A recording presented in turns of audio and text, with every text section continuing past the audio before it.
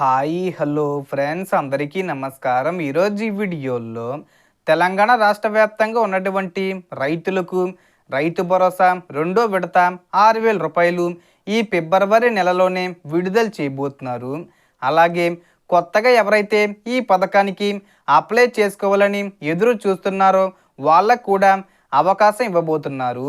So దానికి సంబంధించిన పూర్తి ఇన్ఫర్మేషన్ ఈ వీడియోలో తెలుసుకుందాం. వీడియోని ఎక్కడ కూడా స్కిప్ చేయకండి ఫ్రెండ్స్, అండ్ వర్డ్ చూడండి.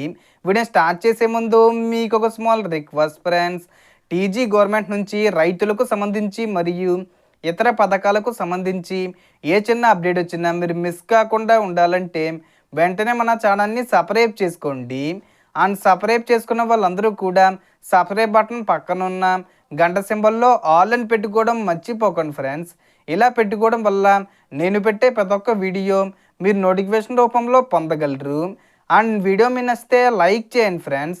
సో ఏమాత్రం లేట్ చేయకుండా వీడియోకి వెళ్ళిపోద్దాం. సో తెలంగాణ రాష్ట్రంలోని రైతన్నలందరూ గత కొన్ని నెలలుగా రైతు భరోసా పథకం రెండో విడత నిధుల కోసం ఎదురు చూస్తున్న విషయం మనందరికీ తెలిసిందే.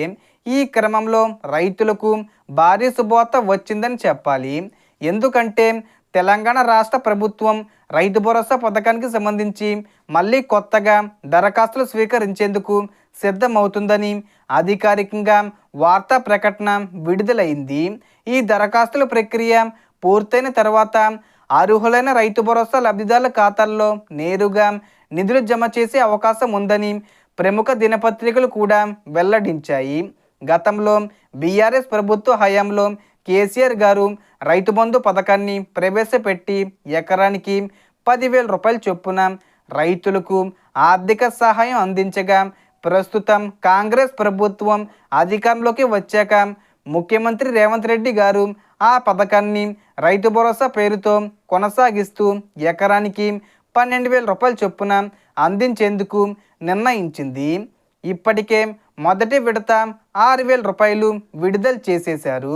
రెండో విడత సంక్రాంతికి, రిపబ్లిక్ డేకి నిధులు విడుదలవుతాయని ప్రచారం జరిగినప్పటికీ కొత్తగా పట్టాదారులైన రైతులకు కూడా ఈ పథకం వర్తింప చేయాలనే ఉద్దేశంతో ప్రభుత్వం నిధులు విడుదల చేయలేదని సమాచారం.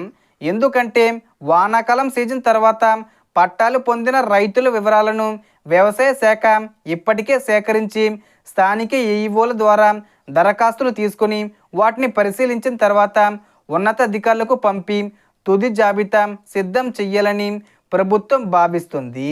సో కాబట్టి ఈ పథకాన్ని ఫిబ్రవరి నెలలో 10వ తేదీ వచ్చే ముందు తేదీల్లో ప్రారంభించే అవకాశం ఉంది. అలాగే శాటిలైట్ సర్వే ఆధారంగా నిజంగా పంట సాగు చేస్తున్న భూములకు మాత్రమే రైతు భరోసా వర్తింపజేస్తామని ప్రభుత్వం స్పష్టం చేసింది. ఇందుకోసం వ్యవసాయ శాఖ వ్యవసాయ యూనివర్సిటీతో కలిసి పంట భూములను గుర్తించే పనిలో నిమగ్నమై ఉంది. So total information difference. మీకు ఈ వీడియో నచ్చితే లైక్ చేయండి, షేర్ చేయండి అండ్ సబ్స్క్రైబ్ చేసుకోండి. Thanks for watching.